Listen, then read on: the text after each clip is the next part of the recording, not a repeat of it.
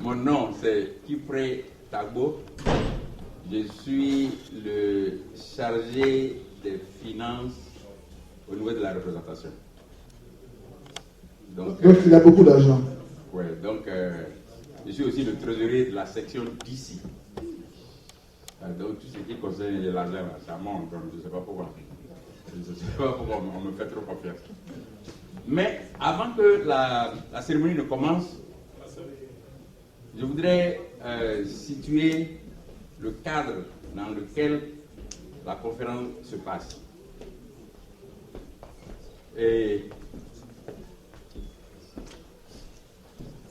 la coutume, régulièrement, il veut que quand tu as de la visite, il faut que tu fasses un tour de ville avec les visiteurs pour leur montrer les points touristiques. Voilà ça, mais on n'a pas pu le faire à cause du temps, mais on va le faire de façon orale. Et je pense que vous allez suivre. La ville de Boston dans laquelle nous sommes, c'est la plus grande cité de l'État de Massachusetts. Et cette ville a été créée en 1630. Ouais. Et si vous entendez souvent parler de Boston Tea Party, ce qui se cache derrière Boston Tea Party, c'est qu'il y a une volonté d'indépendance. La ville a été créée en 1630. Et on entend souvent parler de Boston Tea Party. Ce sont les insoumis de Boston qui ont amené Boston Tea Party. Pourquoi les insoumis? Vous savez que toute la région s'appelle New England. Et c'était sous domination des British. Et c'est une région qui produisait du thé. Mais Londres avait recommandé à leur bateau, parce que ici aussi c'est un grand port. Londres a demandé à ces bateaux de venir vendre du thé ici, alors que les gens ils produisent du thé.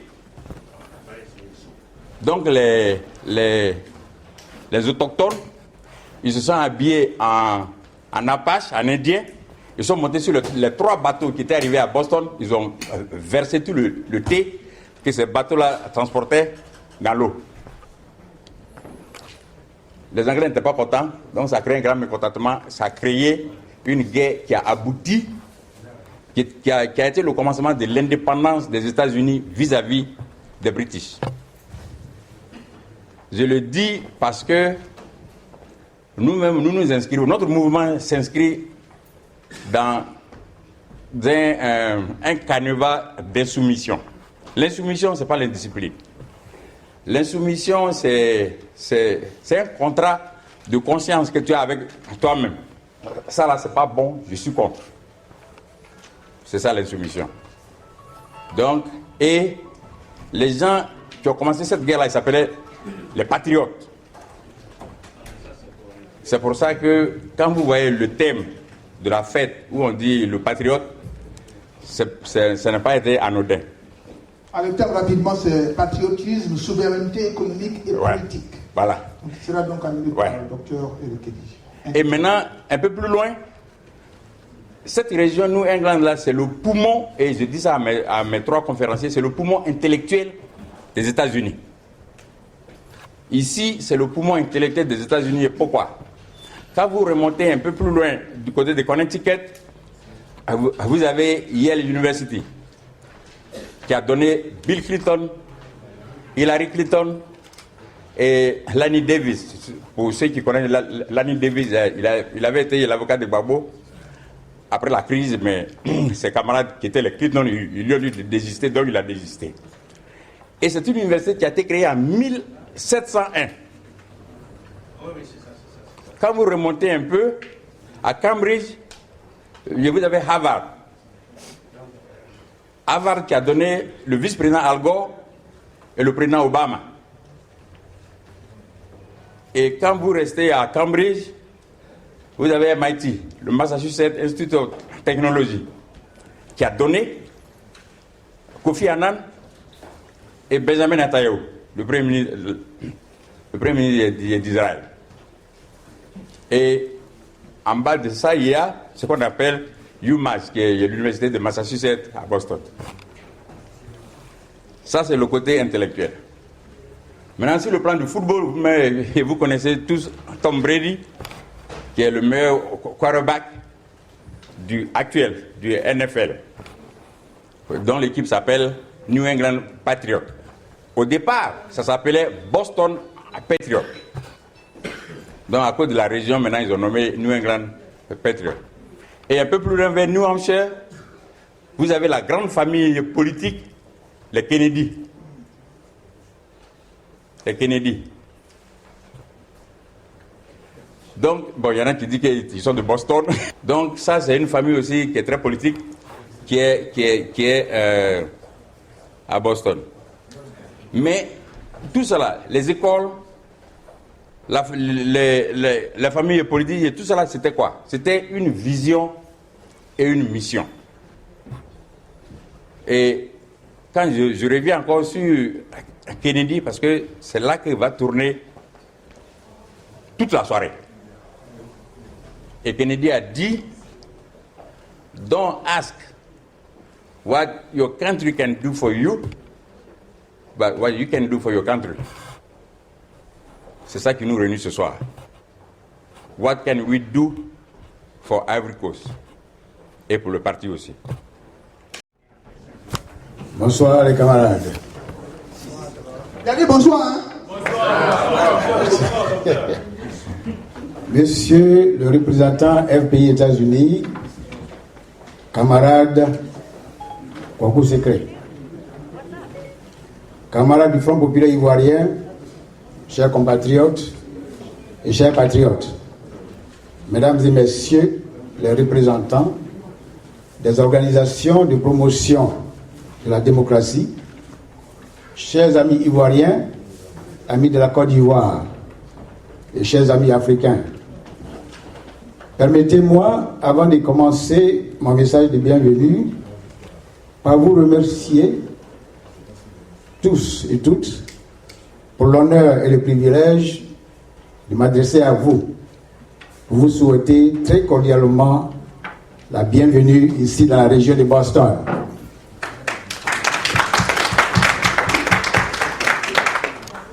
À l'occasion de l'ouverture officielle de la journée des Patriotes de Boston,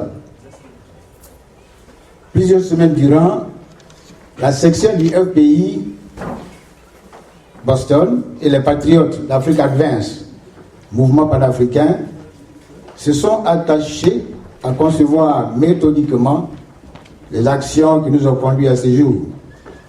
Pour cela, il me plaît d'entrer de jeu de leur rendre hommage, un hommage bien mérité à cette occasion, à cette section-là et aux Patriotes d'Afrique Advance pour cette belle initiative. Le thème qui nous rassemble aujourd'hui, souveraineté politique et indépendance économique, est plus que jamais d'actualité. En effet, la mainmise de l'Occident sur les richesses des pays africains et l'appauvrissement grandissant des populations dans un continent que l'on sait riche pose non seulement le problème d'une mauvaise répartition des biens, mais aussi et surtout le problème d'une souveraineté réelle des pays africains, surtout des pays africains dits francophones. Face à ce triste constat, il y a généralement deux attitudes que nous pouvons adopter en tant qu'Africains. La première, une attitude de vaincu, c'est-à-dire on s'assoit dans son salon, chips en main ou bière en main, pour ceux qui boivent. On se contente de se plaindre en disant « on n'y peut rien, qu'est-ce qu'on peut faire? Ils sont plus forts que nous ». La deuxième attitude que l'on peut adopter, c'est faire partie de la solution aux problèmes que chacun de nos pays vit. En quoi faisant, en s'engageant dans un mouvement pour un changement au bénéfice des Africains propriétaires terriens. Voici les deux attitudes que l'on peut adopter face à la mainmise de l'Occident sur les richesses des pays africains. Chers camarades, chers compatriotes et amis de la Côte d'Ivoire, et chers frères africains, cette conférence vient du désir de faire partie des solutions que chacun de nous doit trouver aux maux de l'Afrique.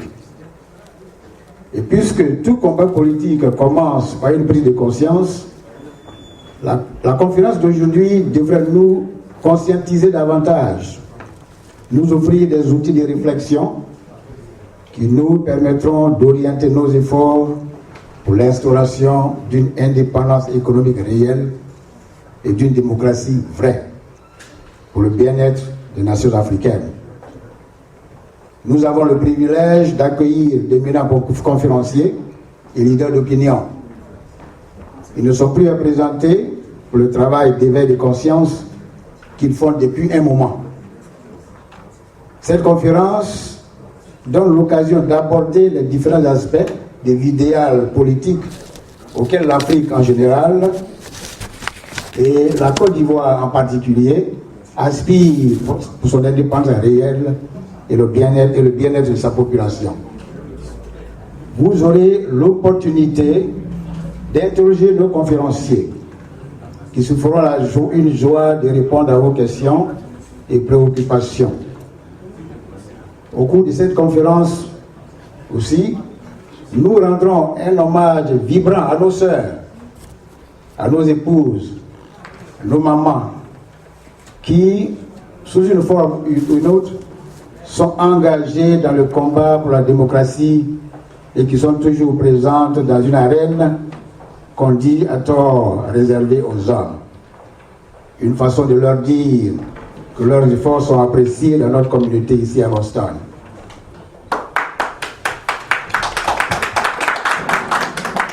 Enfin, nous espérons à l'issue de cette cérémonie apporter une contribution positive à la consolidation des liens d'amitié et de fraternité qui existaient entre les communautés ivoiriennes et africaines aux États-Unis avant le 11 avril 2011, le 9/11 ou le 11 septembre ivoirien.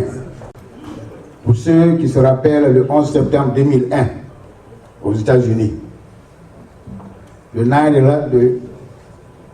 Le 11 avril, c'est notre 11 septembre. Pour ceux qui se rappellent bien, le 11 septembre 2001 aux États-Unis. Nous remercions ici tous les leaders des communautés ivoiriennes et africaines qui ont accepté de répondre à notre invitation. L'heure est au rapprochement de tous les Africains, de tous les Ivoiriens en particulier. C'est pourquoi nous nous réjouissons du rapprochement entre les RPI et le PDCI, car cette union pourrait être le début d'un élan patriotique porteur d'espoir pour toutes les filles et les fils de la Côte d'Ivoire. Chers amis, chers camarades, aucune œuvre humaine n'étant parfaite, nous voudrions d'ores et déjà implorer votre indulgence et vous prier de bien vouloir excuser les quelques insuffisances qu'il vous serait donné de constater. Notre disponibilité totale vous sera garantie dans la mesure de nos moyens pour vous assurer tout au long de cette soirée un moment de qualité et surtout un séjour agréable et mémorable dans la région de Boston.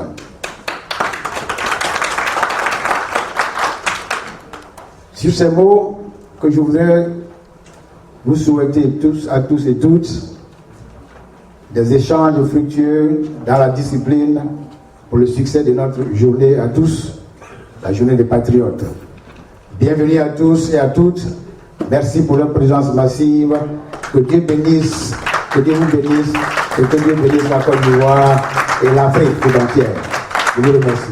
Professeur Agbou, cher doyen, Docteur Éric Edy, Docteur Jean-Claude Guireke, Mesdames et Messieurs les représentants des partis politiques alliés, camarades secrétaires généraux de section et adjoints, chers camarades militantes et militants du Front populaire ivoirien, très chers patriotes, Mesdames et Messieurs,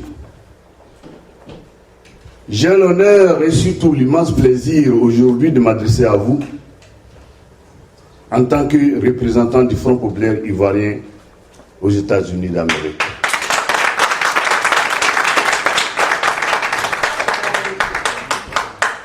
Permettez-moi tout d'abord de remercier nos illustres conférenciers, professeur Nicolas Abou, docteur Eric Edi, docteur Guireke Jean-Claude, pour avoir accepté de venir partager avec nous leur savoir.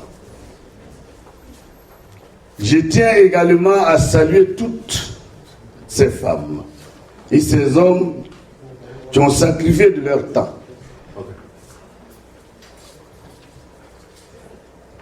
La plupart ayant parcouru des centaines de kilomètres venant des 4 coins du pays pour répondre à l'appel de la section de Boston.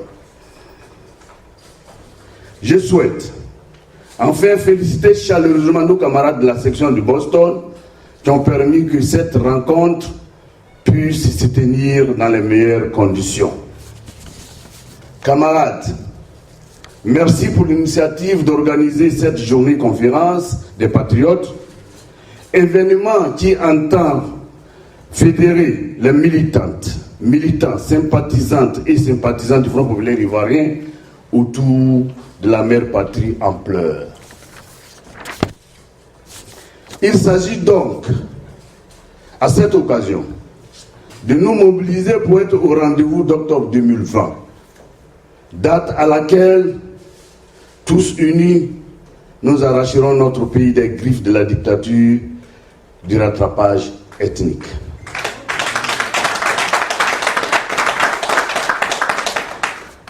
Oui, je dis bien tous unis. Chacun de nous devrait par conséquent transcender ses considérations idéologiques et penser à l'intérêt supérieur de la nation. C'est pourquoi nous saluons le rapprochement patriotique entre notre guide éclairé, le président Laurent Gbagbo, et son aîné, le président Henri Konan Bédié. C'est là ainsi le rapprochement entre deux grandes forces politiques, le FPI et le PDCI.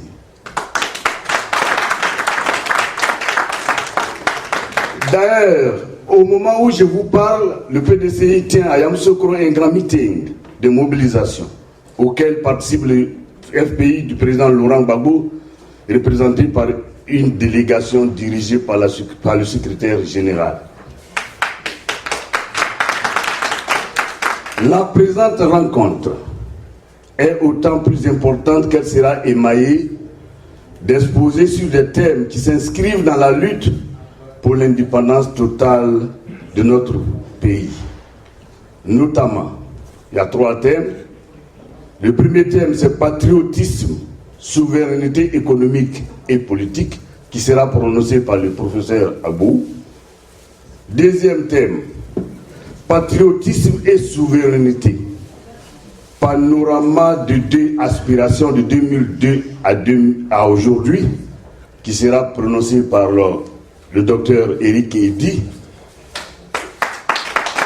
Et le 3e thème, c'est de la nécessité à l'espérance de la lutte, qui sera prononcé par le docteur Guireke.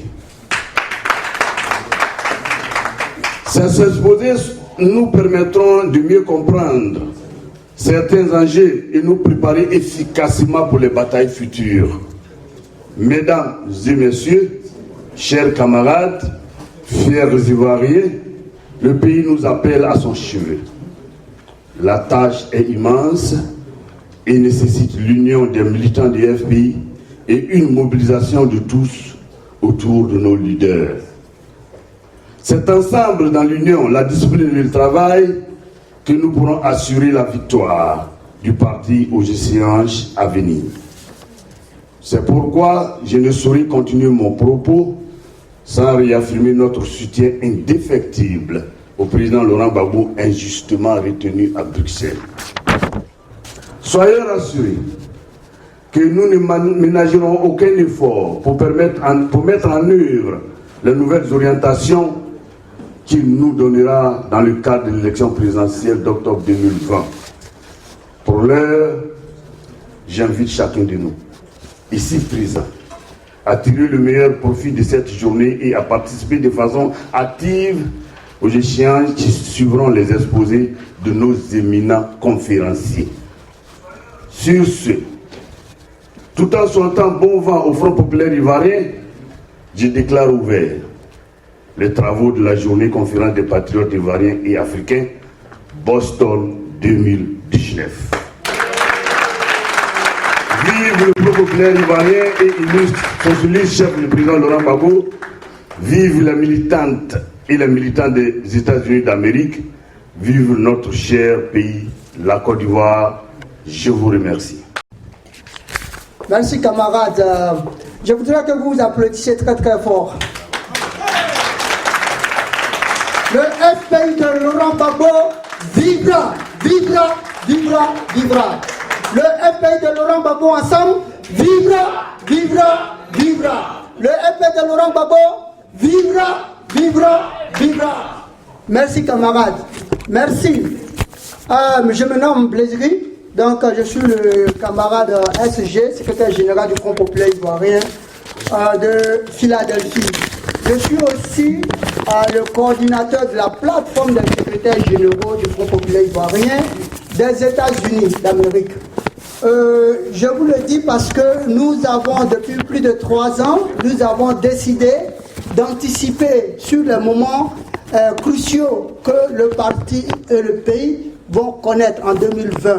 Et nous n'avons pas attendu 2020 pour nous mettre ensemble, pour nous mettre au travail.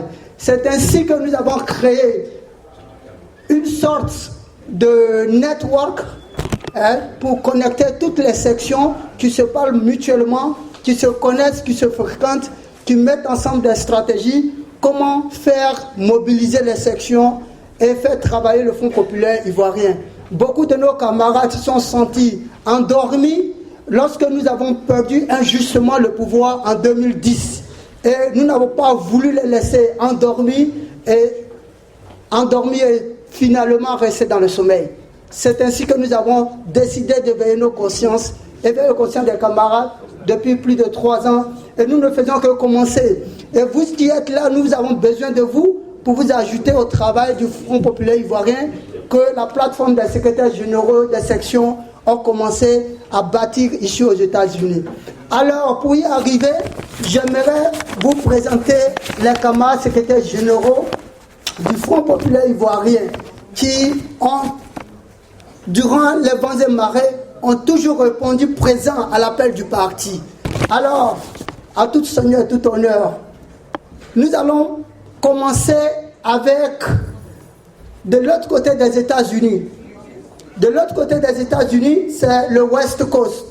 Et le West Coast, on a une personne que nous avons appelée la première dame, c'est-à-dire Simone Eivé Gbagbo, numéro 2.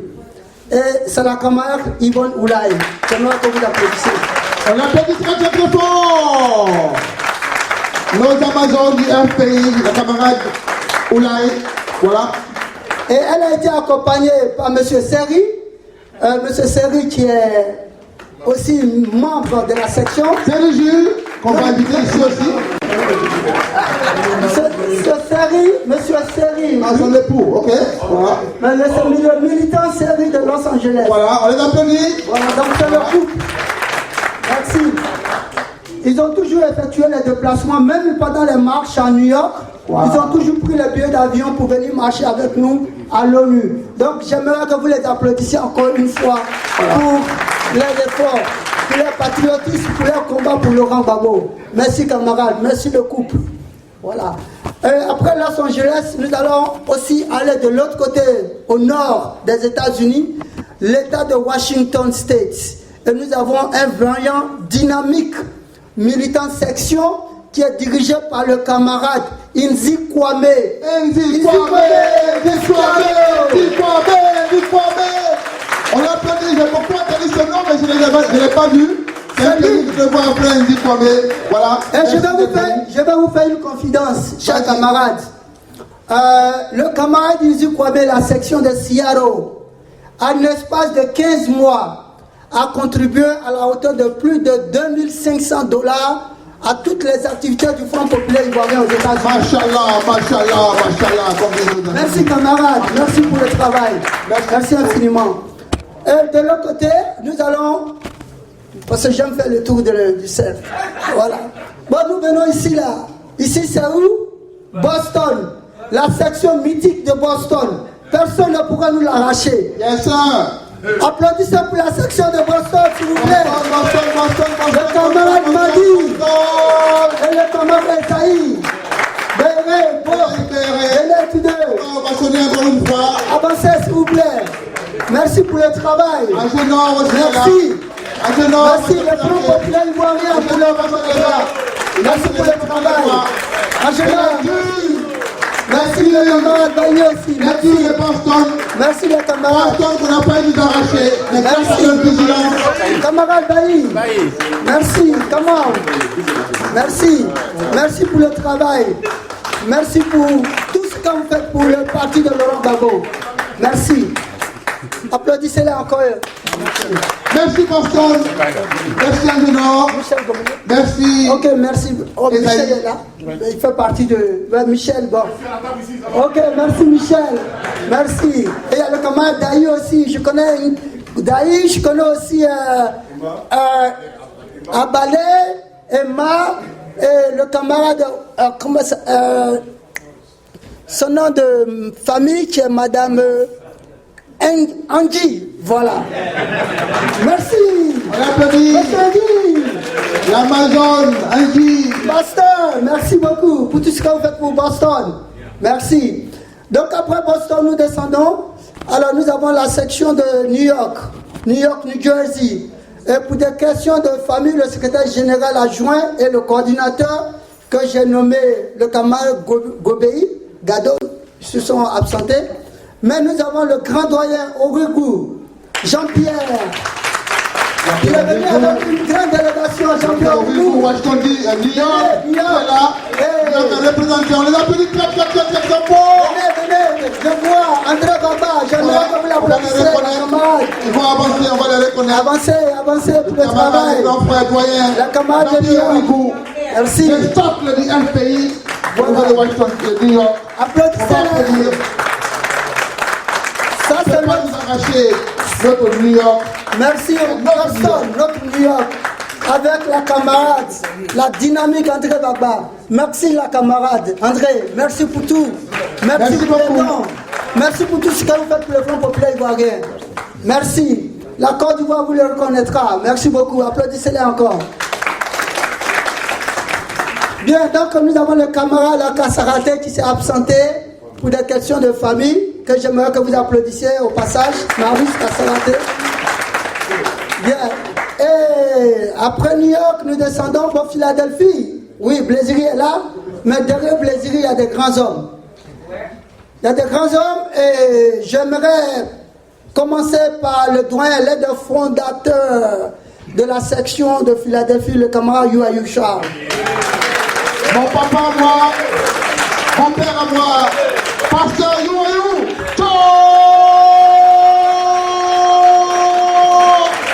Il faut l'applaudir. Merci. Il y a des gens qui ont bravé l'adversité pour maintenir le flambeau du FPI Voilà. ici aux États-Unis et il mérite d'être reconnu. Voilà.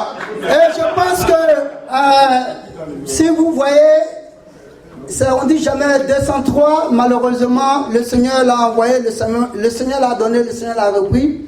C'est son frère, son binôme, sa moitié, le camarade Jean-Claude Zabier. Son alter ego. Voilà, Tout ça est allé un peu plus tôt. il est allé plus tôt. Mais on lui dit merci quand même pour le combat qu'il a fait pour le pays. Et merci, voilà. Et donc j'aimerais aussi citer le nom de camarade Djegeke, docteur Djegeke. Docteur Djegeke est là. Voilà, il s'est levé. Donc Djegeke, il fait partie partie de ceux qui vont nous donner un peu quelque chose comme la conférence. Je fais partie. Oui. Mais, non, pas encore, s'il vous plaît. Parce que Philadelphie regorge aussi des grandes personnes, des grandes personnalités, des cerveaux. Il y a le docteur Djereke. De l'autre côté et de ce côté, il y a le docteur Eddie Kedi, du Kassi, le secrétaire exécutif. Docteur Eddie va donc nous prodiguer voilà sa sagesse.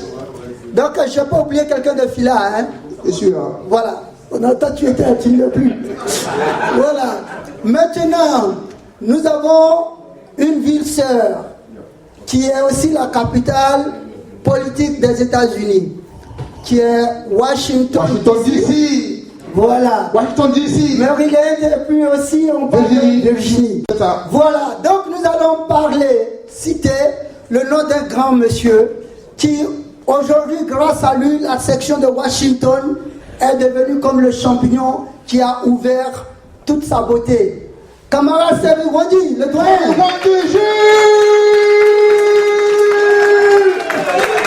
Et j'appelle en fait le Julio. Voilà, il n'a pas cédé à la pression. Voilà, merci. À aucune pression. Et à côté de lui, je voudrais inviter mon frère et ami, Badou.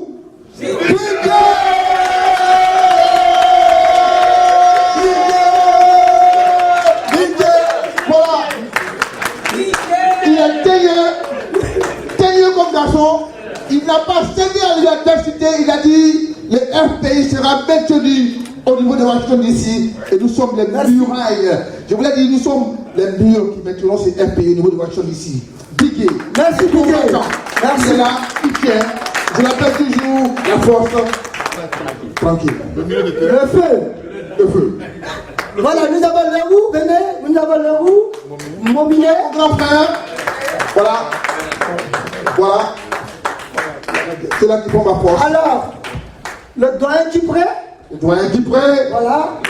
On a le camarade aussi. Le terrain, pas de vrai. Pas de vrai. Voilà. C'est qui maintient le flambeau du FPI au niveau de Washington DC. Oui, le MC, bien sûr, le MC. Le MC Philomène. Voilà. Alors, c'est lui. Alors, j'arrive, s'il vous plaît. Non, s'il vous plaît. J'ai pas fini, s'il vous plaît. Alors, vous voyez tout le village qui est là, mais il y a les doyens manquent, donc le village n'est pas complet. Est-ce que vous voyez? Voilà, il y a deux grands qui manquent, deux doyens. Donc le camarade et le doyen, Atia Gourou. Applaudissez le doyen. Atia Gourou, Atia. Voilà. Atia, avancez, Atia. Il faut que vous soyez reconnus pour votre combat, pour vos sacrifices, pour le FPI. C'est ça la beauté du FPI. Il faut savoir reconnaître ceux qui ont maintenu le flambeau de ce parti mythique, ce parti Baba Laurent. Continuez. Et il y a l'un des doyens qui a été même le représentant du Front populaire ivoirien à un moment donné et qui a passé son temps au service du pays. Et malgré la crise, il est revenu, il n'a pas baissé le bras. Il s'est remis dans les sections et il est là en tant que doyen, en tant que conseiller, manager, le grand camarade doyen Djibi. Emmanuel, voilà. Il est là. Voilà. Et il a toujours, malgré toutes les difficultés, il a toujours été là pour nous soutenir. Merci camarade, merci pour tes sacrifices. Voilà, donc nous allons passer, merci camarade. Voilà. Nous avons quelques excusés. On a le camarade d'Atlanta,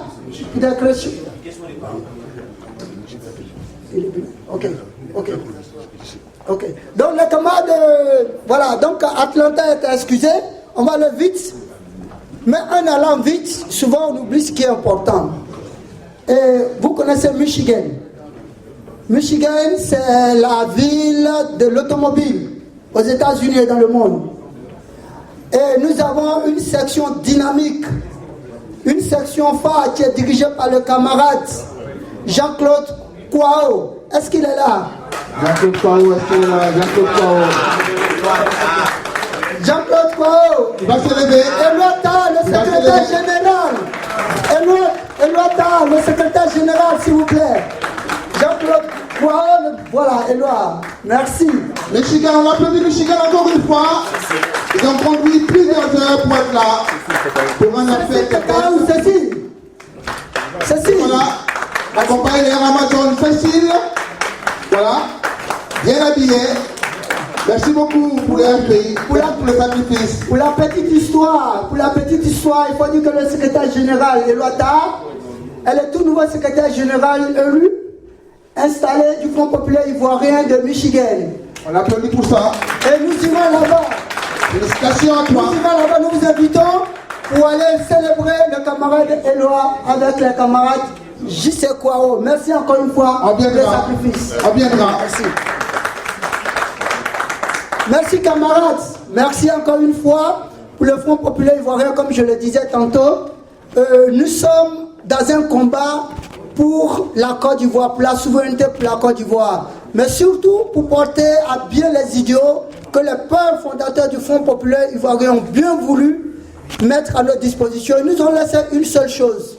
Et lorsque Gbagbo disait, le jour qu'il arrivait que je tombe, si je tombe à jambes, mon corps est continué le combat. Il nous a laissé quelque chose, une petite chose. C'était les statuts et règlements intérieurs du Front populaire ivoirien. C'était l'arme fatale. Et nous tenons le statut et règlement intérieur du Front populaire ivoirien pour mener le combat du président Laurent Gbagbo. Nous voudrions que le président Laurent Gbagbo trouve le Front populaire debout, comme vous êtes. Et j'aimerais que vous applaudissiez. Merci. Merci pour la lutte, merci pour le combat. Merci. À l'invitation des camarades militants du Front populaire ivoirien et des patriotes ivoiriens des États-Unis, de la ville de Boston, qui sont venus un peu partout des États-Unis, nous avons été donc priés de prononcer une conférence sur le thème général qui est patriotisme et souveraineté économique et politique. Nous avons axé notre intervention sur le volet politique de la question et il était beaucoup plus question pour moi, qui suis aussi un activiste et qui fait partie donc de ces patriotes, de faire un peu, si vous voulez, le bilan de nos actions en scrutant l'horizon 2020. Alors pour ce faire, nous avons dressé un panorama de ces deux thèmes qui, à partir de 2002, sont devenus très importants ou alors qui ont marqué le discours politique en Côte d'Ivoire, donc patriote et souveraineté. Et ça nous a permis de voir un peu que même du côté de ceux qui ont attaqué la Côte d'Ivoire en 2002, ils se sont appelés le MPCI. Donc nous avons essayé de décortiquer ces deux aspirations, voir comment ces deux aspirations s'interpénètrent, se dépassent et les responsabilités qui sont en face de nous. Alors, en parlant de souveraineté, vous avez vu que nous avons mis l'accent sur le peuple. Aujourd'hui, la Côte d'Ivoire est à la croisée des chemins. Même à l'intérieur des partis politiques, il y a beaucoup de regains de tension parce que l'accent est mis comme sur un culte de la personnalité, sur les dirigeants, alors que les militants, les patriotes, les Ivoiriens, dans toutes les formations où ils se trouvent, que ce soit dans les partis politiques, que ce soit dans les organisations de la société civile, devraient comprendre que le peuple, la souveraineté populaire que la Côte d'Ivoire a choisie en 1960, leur appartient et donc c'est à eux. Alors nous avons encouragé nos camarades de FPI à dépasser le terme qui aujourd'hui est devenu conflictuel de Gbagbo a dit, Gbagbo n'a pas dit, Gbagbo n'a dit, Gbagbo n'a pas dit, mais qu'est-ce que le peuple? Qu'est-ce que les patriotes disent? Voilà un peu ce que nous avons essayé de résumer. Nous avons salué l'approche PDCI-FPI, mais tout en soulignant encore une fois que le manque de souveraineté, le rejet du nationalisme est une mauvaise chose, ou alors embrasser la souveraineté n'est pas forcément signe d'exclusion, de xénophobie. Et nous avons aussi jeté un regard sur comment les patriotes ont été, si vous voulez, caricaturés, caractérisé, qualifié, surtout par la presse internationale et dans un élan d'encouragement, si vous voulez. Voilà un peu donc ce que nous avons contribué à cette belle conférence qui, bien entendu, a vu 3 orateurs principaux, moi-même, votre serviteur, le docteur Jean-Claude Djereké et le professeur Nicolas Agbohou, à qui nous avons laissé le soin d'exposer sur l'aspect monétaire donc, de la souveraineté. Voilà un peu la contribution que nous avons apportée aujourd'hui. Nous sommes vraiment heureux, au nom du Comité d'action pour la Côte d'Ivoire, d'avoir participé à ce rassemblement ici à Boston. Je devais parler ce soir de l'espérance et de la lutte. Et j'ai tout de suite fait remarquer que la définition de lutte était facile à comprendre, puisque la lutte, c'est la résistance, le combat, alors que la définition du mot espérance n'était pas évidente. C'est pourquoi il me fallait commencer par dire ce que j'entendais par le mot espérance. Et j'ai dit que l'espérance, c'est une petite voix qui nous assure que rien n'est jamais perdu. Ou bien une petite voix qui nous dit qu'on peut reconstruire même sur des ruines.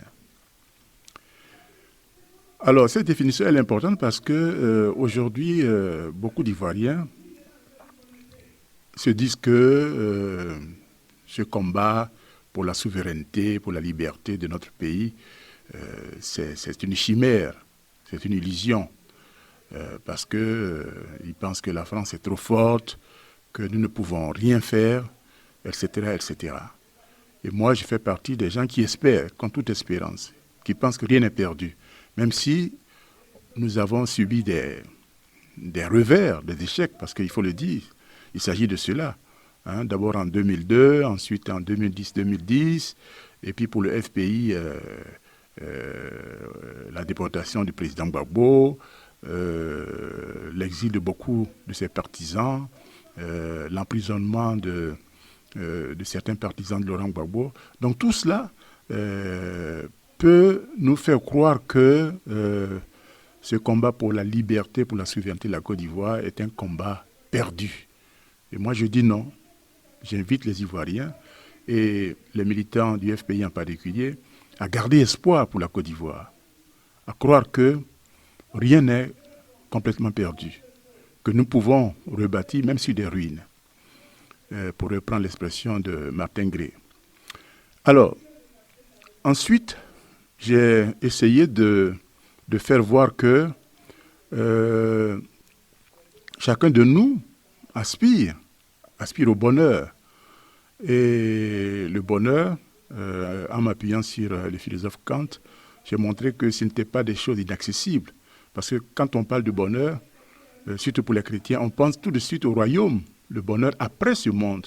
Il ne s'agit pas de cela pour Kant. Pour Kant, c'est des choses concrètes, comme la santé, comment on dit ça, des hôpitaux, des écoles, des universités, des routes de qualité, l'assurance maladie universelle, voilà. Donc, c'est des choses concrètes. Donc, ce bonheur-là, nous y aspirons tous, mais j'ai ajouté que ces choses concrètes, c'est-à-dire des écoles, des hôpitaux, des universités, des routes de qualité, l'assurance maladie universelle, une justice égale pour tous. Toutes ces choses, nous ne pouvons pas les avoir tant que nous n'avons pas réglé la question centrale, qui est la contradiction principale, c'est-à-dire la question de la souveraineté. Donc nous devons nous battre d'abord pour la conquête de cette souveraineté-là. Et je dis que cette libération, ce n'est pas l'affaire d'un individu, parce que nous avons tendance à attendre un messie. Et on l'a vu avec le FPI, tout le monde attendait Laurent Gbagbo, on attendait qu'il sorte de prison. Et ça, je pense que c'est une erreur, c'est une absurdité. Parce que ce n'est pas à Laurent Gbagbo, qui est déjà en prison, de venir libérer les Ivoiriens qui sont dans une prison à ciel ouvert. C'est plutôt aux Ivoiriens de libérer leur pays et donc, ipso facto, libérer Laurent Gbagbo. Voilà, donc j'ai fait remarquer aussi que la lutte, elle a plusieurs formes.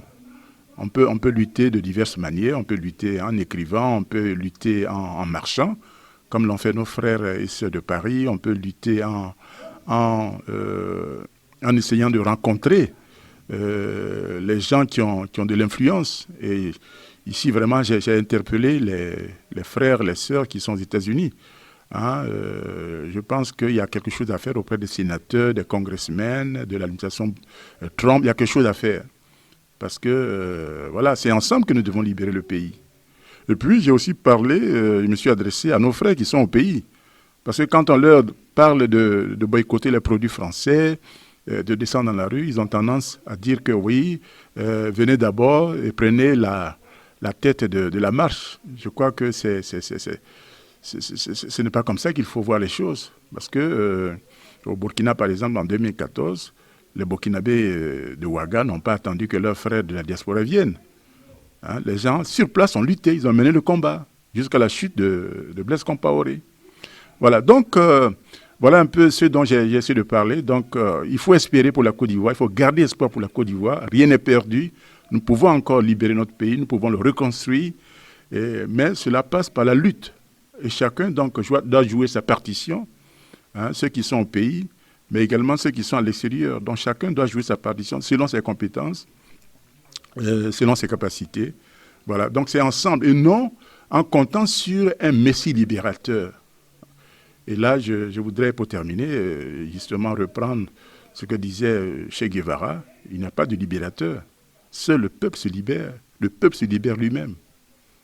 Voilà, merci. L'essentiel à retenir, c'est le suivant. Premièrement, l'indépendance politique et la souveraineté économique sont les deux faces de la même médaille. Donc, il faut absolument acquérir la souveraineté économique. Laquelle souveraineté économique passe nécessairement et obligatoirement par l'acquisition de la souveraineté monétaire. Parce que c'est grâce à la monnaie, pour ne pas dire grâce à l'argent qu'on utilise dans le pays, qu'on met en mouvement les forces de travail qui sommeillent dans le peuple. Lesquelles forces de travail créent des richesses et éliminent la pauvreté. Ça, c'est déjà un élément très important. Deuxièmement, le franc CFA est une monnaie nazie. Est une monnaie qui n'est pas la propriété des Africains. Et par voie de conséquence, il mérite d'être rejeté et remplacé par une autre monnaie qui est contrôlée par et pour les Africains. Il faut aussi rappeler avec force que lorsqu'on parle de ce qu'on appelle le triangle de souveraineté, il s'agit d'abord de la monnaie, deuxièmement la défense et la sécurité, et troisièmement le droit positif, sinon le droit objectif, d'où découlent nos droits personnels ou individuels qu'on appelle les droits subjectifs. Mais à la base de ce triangle, c'est la monnaie. Parce que si vous avez la monnaie, non seulement vous pouvez travailler, faire travailler tout le monde, mais c'est grâce à la monnaie que vous pouvez financer la défense et la sécurité. Et quand vous maîtrisez votre défense, on ne viendra pas vous imposer un président de la République. Et nous disons simplement que l'Afrique peut sortir de l'ornière économique actuelle si elle applique 3 solutions. La première solution, c'est la monnaie unique africaine. Battre la monnaie unique africaine, cela peut se faire en très peu de temps par une décision politique. C'est-à-dire, les différents pays membres de la MUA, monnaie unique africaine en abrégé, peuvent décider de battre la monnaie en ce sens que dans chaque pays africain, par exemple, eh bien, chaque gouvernement fait ce qu'on appelle un projet de loi. Ce projet de loi est déposé au bureau de l'Assemblée nationale pour demander l'avis du peuple à travers leurs représentants. Est-ce que oui ou non vous voulez la monnaie unique africaine? Si cette réponse elle est positive, on dit que ce projet de loi est adopté. Dès l'instant où le projet de loi est adopté, eh bien, tout simplement, on peut faire entériner par l'Union africaine. Et par la suite, on commence à battre simplement la monnaie unique africaine. C'est-à-dire, on produit les billets des banques et les pièces par la Banque centrale africaine. La Banque centrale africaine qui coiffe toutes les banques centrales nationales, lesquelles banques centrales nationales contrôlent toutes les banques commerciales. Et c'est la Banque centrale africaine qui va déterminer ce qu'on appelle la politique monétaire, qui sera nécessairement et obligatoirement au profit des Africains. À partir de là, les Africains pourront entreprendre et créer des richesses. Ce qui nous amène à la deuxième solution, ce qu'on appelle l'industrialisation, sinon la transformation en Afrique de toutes les matières premières agricoles, minières, minérales et énergétiques en des produits finis qui génèrent de la richesse qu'on appelle les valeurs ajoutées. Lesquelles valeurs ajoutées écrasent la pauvreté, éliminent la pauvreté. Donc, quand cette transformation a lieu, qu'est-ce qui va se passer? C'est que les Africains seront amenés naturellement et nécessairement à créer ce qu'on appelle le marché unique africain, le marché commun. Donc, du coup, ici et maintenant où nous parlons, ce marché africain est riche de 1,2 milliard de personnes, de consommateurs, etc. Et demain, en 2050, de 2 milliards. Alors, si ces produits sont transformés et qu'ils circulent sur le marché, vous verrez qu'il y a des millions et des millions d'emplois qui seront créés. Et on pourra alors éliminer la pauvreté, le chômage et la pauvreté. Ensuite, nous verrons que grâce à cette monnaie unique africaine, les Africains pourront alors financer leurs besoins essentiels, à savoir la nourriture, pour ne pas dire l'agro-industrie. C'est-à-dire, grâce à cette monnaie, eh bien, on pourra prendre sur soi la responsabilité d'éradiquer complètement la faim et la famine de l'Afrique. Ce qui permettra donc aux Africains de bien se nourrir. Deuxièmement, grâce à cette monnaie, on pourra financer ce qu'on pourra appeler l'eau potable et l'eau courante, pour que tous ceux qui vivent en Afrique aient accès à l'eau courante et à l'eau potable. Troisièmement, l'habillement, pour ne pas dire les vêtements, les industries des textiles pourront naître et on pourra habiller correctement les Africains. On ne pourra plus mettre dans les bateaux les balles de coton en direction de l'Europe ou bien du reste du monde. Mais grâce à cette monnaie, on pourra financer l'industrie des textiles. Quatrièmement, grâce à cette monnaie, on pourra financer l'habitat. Il y a des forces de travail qui sommeillent, qui existent en Afrique. Donc, on pourra construire des millions et des millions de logements pour faire disparaître en moins de 10 ans les taudis et permettre aux Africains de vivre décemment. À l'intérieur de chaque logement, on pourra y mettre l'énergie solaire. L'énergie solaire, laquelle énergie solaire pourra même aller dans les campagnes et permettre aux paysans, aux ruraux, d'accéder à des commodités modernes. Le sixième besoin, c'est ce qu'on pourrait appeler les transports collectifs et les transports individuels qui seront financés. Septième besoin, ce sont les routes qui seront construites. Le huitième besoin, c'est l'éducation nationale. Permettre à l'éducation nationale, parce qu'il n'y a pas de développement sans éducation nationale. Donc, exiger que dans l'enseignement primaire, secondaire, qu'il y ait dans chaque classe moins de 30 élèves. Cela est possible. Parce qu'on a notre argent, on pourra financer tout ça et avoir un enseignement de qualité pour que, justement, l'Afrique puisse être outillée, sinon avoir le personnel qu'il faut. Le 9e besoin, c'est la défense, la sécurité.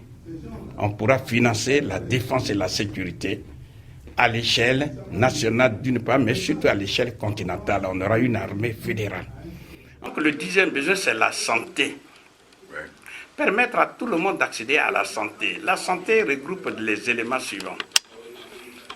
Parmi les millions de bâtiments construits, on pourra utiliser quelques-uns pour développer ce qu'on pourrait appeler les centres de soins primaires dans les villages, construire les dispensaires et les hôpitaux dans les villes et y affecter le personnel soignant.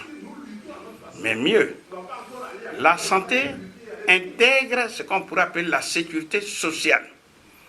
Assoit solidement la sécurité sociale pour que tous ceux qui sont malades, non seulement aillent voir les médecins librement, mais se faire rembourser. Et une sécurité sociale bien gérée sera nécessairement excédentaire parce que 70% de la population africaine, les 70% ont moins de 30 ans, donc ce sont des gens valides. Et un troisième aspect de la santé, c'est construire les laboratoires pharmaceutiques pour permettre aux Africains de construire des produits, je dirais, leurs propres médicaments, afin que ces médicaments leur coûtent moins cher. Le 11e besoin, ce sont les nouvelles technologies de l'information et de la communication. Faire en sorte que ces ingénieurs, ces brillants cerveaux en informatique puissent être utilisés rationnellement. Le 12e besoin, c'est la recherche et le développement, car ce sont les brevets d'invention réalisés par les Africains qui vont propulser l'Afrique devant. Aujourd'hui, la Chine est devenue le premier pays qui produit plus de brevets d'invention devant l'Amérique. Le 13e besoin, c'est bien ce qu'on pourrait appeler les plaisirs sains, c'est-à-dire le tourisme et tout ce qui est le tourisme et la culture, pour ne pas dire permettre à ce monde culturel de se développer. Ensuite, le 14e besoin, c'est financer de façon sérieuse l'Union africaine, pour que l'Union africaine puisse avoir une véritable autonomie, indépendance vis-à-vis du reste du monde, notamment de l'Union européenne, qui la finance à 87%.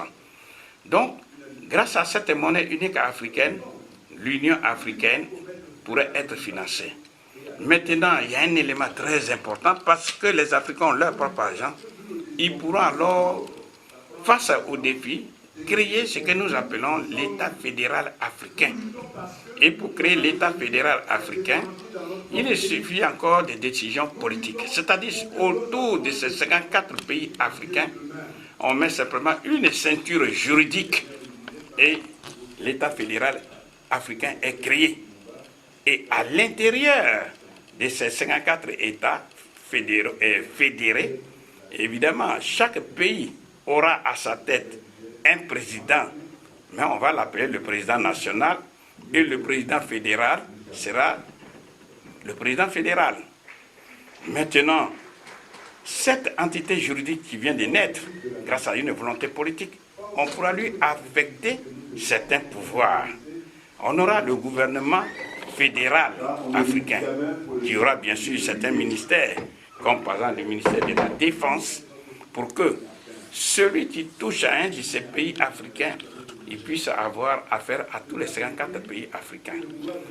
En plus de la défense, on pourra par exemple avoir la même frontière, donc on aura la douane qu'on va affecter à cet État fédéral. Les PTT seront affectés à l'État fédéral, c'est-à-dire le gouvernement fédéral va comprendre tous ces ministères-là. Ensuite de l'État fédéral, nous voyons bien que grâce à l'État fédéral, l'Afrique pourra effectivement renaître de ses cendres. Et les Africains feront face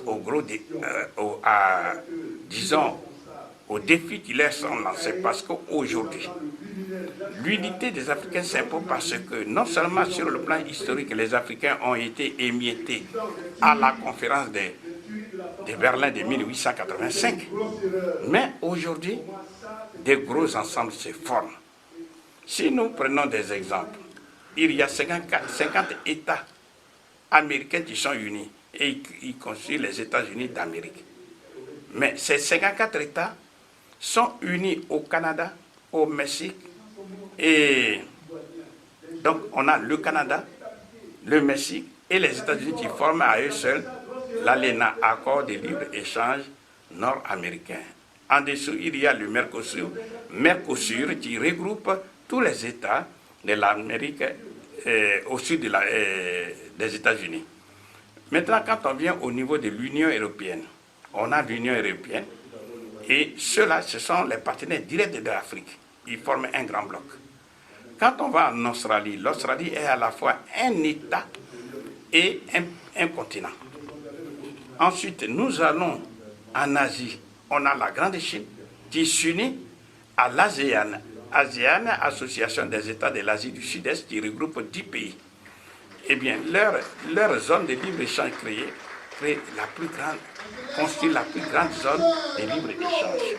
Donc, nous voyons bien que le maillon manquant, c'est bien l'Afrique. L'Afrique, pour exister, n'a pas d'autre choix que de s'unir. C'est pourquoi il est indispensable que l'Afrique non seulement se crée très rapidement un marché commun, d'ailleurs ils l'ont commencé avec ce qui s'est passé au Niger, où ils ont créé la zone de libre-échange du continent africain, mais cette zone de libre-échange n'est que la première étape, parce qu'il faut suivre. Après la zone de libre-échange, il faut continuer avec l'union douanière. Ensuite, il faut créer le marché commun. Ensuite, l'intégration économique et l'intégration monétaire. C'est tout cet ensemble-là qui va fortifier l'Afrique. Donc, pour me résumer, tous les problèmes de l'Afrique ont leur solution en Afrique, et rien qu'en Afrique. Et ces solutions se résument en 3. La monnaie unique africaine. Ensuite, l'industrialisation africaine, c'est-à-dire la transformation en Afrique de toutes les matières premières en produits finis qui génèrent de la richesse qu'on appelle les valeurs ajoutées, lesquelles valeurs ajoutées éliminent la pauvreté. Et enfin, l'État fédéral africain. Je vous remercie.